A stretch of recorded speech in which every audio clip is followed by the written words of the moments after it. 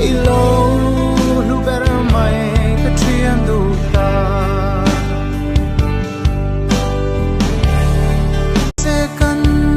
dona ya kalung ngai la